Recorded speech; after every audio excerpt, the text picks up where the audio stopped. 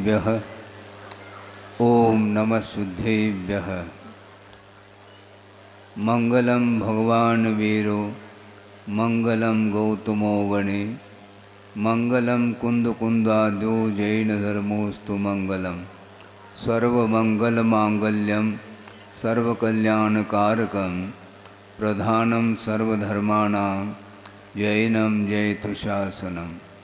अहिंसा परमो धर्म की महावीर भगवान की प्रातः स्मरणीय परम पूजाचार्य गुरुवर श्री विद्यासागर जी मुनि महाराज की जय।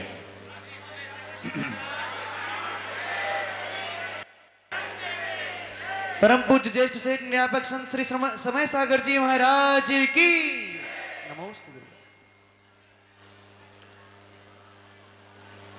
2 बजे मंच पर आना हुआ था और 3:30 बजे तक आप लोगों ने यहाँ पर बैठ करके ऐसा लग रहा था कि उत्कृष्ट सामायिक आप कर रहे हैं। 3.5 घंटे तक इस कार्यक्रम को आपने सानंद संपन्न किया है। वैसे वर्षा युग की स्थापना आषाढ़ सुदी 14 के दिन प्रातःकाल में भक्तियों के पाठ के साथ संकल्प लिया था और वर्षा युग की स्थापना के लिए गुरुदेव का मंगलमय आशीर्वाद भी प्राप्त हुआ था। आचार्य महाराज नेमावर में थे, पंच कल्याणक हुआ। उसके बाद संघ जितने भी आचार्य महाराज के शिष्य हैं सबके लिए संकेत प्राप्त हो रहा था। मुझे समझ में नहीं आ रहा था कि हमें संकेत मिलेगा क्या नहीं, लेकिन लगभग 21 तारीख को आशीर्वाद मिला और 23 तारीख के दिन संकल्प ले लिया गया। और आचार्य महाराज आप जानते हैं, प्रत्येक लोग पंच कल्याण के उपरांत लगभग 450 किलोमीटर की यात्रा करते हुए जबलपुर तिलवारा घाट पूर्ण आयु में उन्होंने चातुर्मास की स्थापना की है। और मैं समझता हूँ कि वहीं से यह मानसून इधर आया है। मानसूनी हवा के साथ घटाएं इस ओर आ गई और सागर में 3-3.5 घंटे तक यहाँ पर मूसलाधार बारिश हुआ है। यहाँ के कमेटी के लोग बार बार उनके चरणों में जाते हैं, निवेदन करते हैं कि महाराज आपका आशीर्वाद हो तो अच्छे से कार्य होगा। तो उन्होंने कहा, बताते हैं, हमें सुनाया गया कि बहुत बड़ा काम होना है, बड़ा होगा। तो हम सोचते थे कि बड़ा का अर्थ क्या होता है, आज स्पष्ट हो गया है।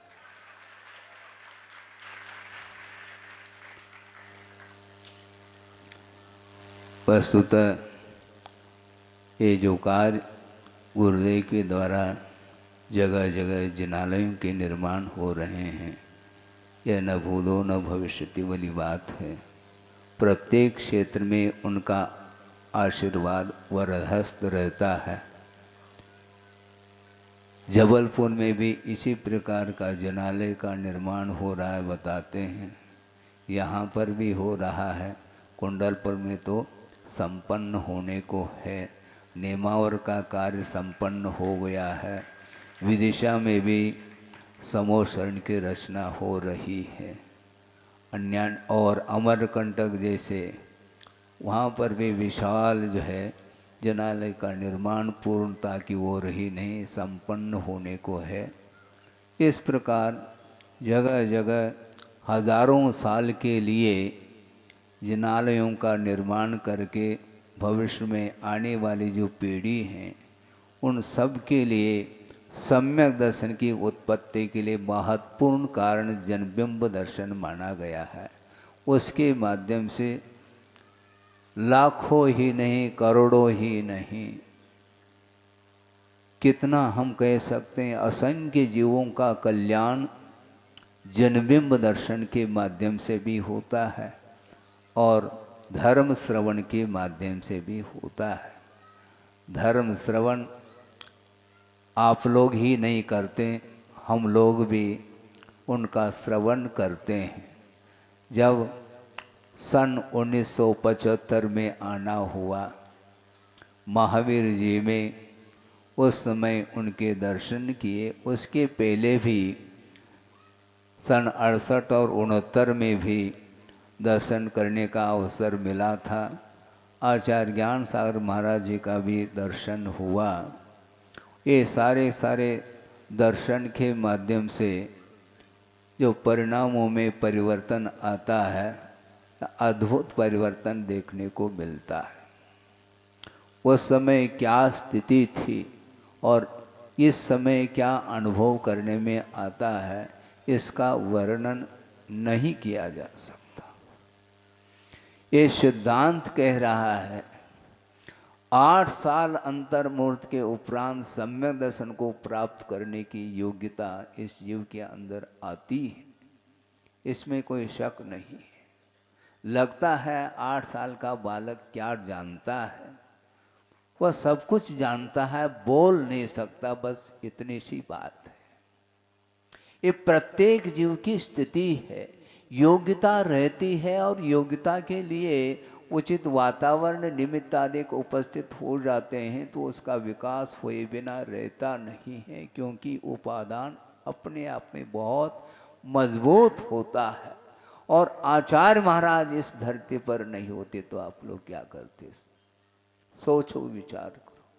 मन में बार बार विकल्प आता है, आचार्य महाराज इस पद पर आरूढ़ नहीं होते। दीक्षित होकर के आत्म कल्याण करना ये अलग वस्तु है। वस्तुतः आत्म कल्याण की ही दृष्टि प्रत्येक की रहती है, किंतु आत्म कल्याण करते हुए साथ साथ विश्व कल्याण करने के लिए जो योग्यता आती है जीवन में, वह आपको देखने को मिल रहा है। और आचार्य महाराज ने प्रत्येक क्षेत्र में उन्होंने अलग जगाया है। प्रत्येक क्षेत्र में विश्व के लिए पूरा का पूरा प्रकाश उनके द्वारा मिल रहा है। विश्व अंधेरे में था, उनको प्रकाश दिया है। हाँ, आचार्य महाराज कहते हैं अपने ज्ञान सागर महाराज जी के लिए दिया दे दिया बोलते हैं। तो इसी प्रकार आचार्य महाराज ने भी कार्य किया है। 50-55 साल हो गए उनको दीक्षित होकर के और आचार्य पद पर आरूढ़ होकर के आत्म साधना करते हुए विस्मय होता है। शरीर को देखते हैं तो शरीर जर्जर होता चला जा रहा है। इसके उपरांत भी इतना दृढ़ संकल्प है, निरंतर वो विहार करते करते मुझे कई बार विकल्प मन में आया और कई व्यक्तियों के सामने भी हमने विकल्प रखा। वो ये है कि अब जहां उनके चरण रुकेंगे वहीं पर मंजिल है, ऐसा लग रहा था, लेकिन उनका लक्ष्य पूर्ण हुआ है। गाडरवारा करेली के आसपास आए थे आचार्य महाराज। उस समय 2-2, 3-3 किलोमीटर पर वह रुक जाते थे। शाम के समय भी चलने की क्षमता उनके अंदर नहीं आती थी। ऐसे 2-3 दिन तक ये देखने को सुनने को मिला। तो उस समय विकल्प जरूर हुआ था। कई लोग कहते हैं कि महाराज आचार्य महाराज के सानिध्य में आपने 41 साल व्यतीत किया, इसके बाद जब उनकी आज्ञा से बाहर विहार कर रहे हैं तो आपको कैसा महसूस होता है? आपको विकल्प होता है क्या? नहीं। जिस समय विकल्प होता है उस समय आप किस रूप में महसूस करते हैं? तो हमने कहा कि महसूस करने की क्या बात करते हैं, ये सिद्धांत है। विकल्प यदि होता है तो छठे गुणस्थान में तो आना ही पड़ता है। प्रमत्त गुणस्थान में आए बिना ये विकल्प संभव ही नहीं है। ये स्वाभाविक है, क्योंकि जिन्होंने विश्व के लिए प्रकाश दिया है और उसमें हम भी प्रकाश पा रहे हैं, केवल आप ही प्रकाश पा रहे हैं ऐसा नहीं है। पूरा का पूरा श्रमण संघ, आदि का संघ उनके चरणों में धर्म ध्यान कर रहा है। उसको देख करके हमें ऐसा लगता है शब्द बोने पड़ जाते हैं, कभी कभी कंठ भी अवरुद्ध होने को हो जाता है।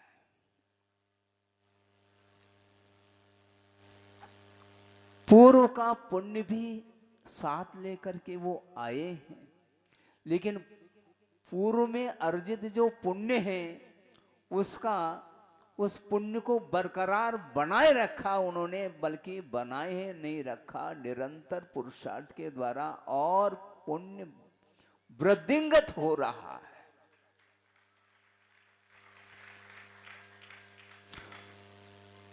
और दिग दिगंत तक उनका यश, उनकी कीर्ति फैल रही है। ज्ञानार्णवकार शुभचंद्र हुए हैं।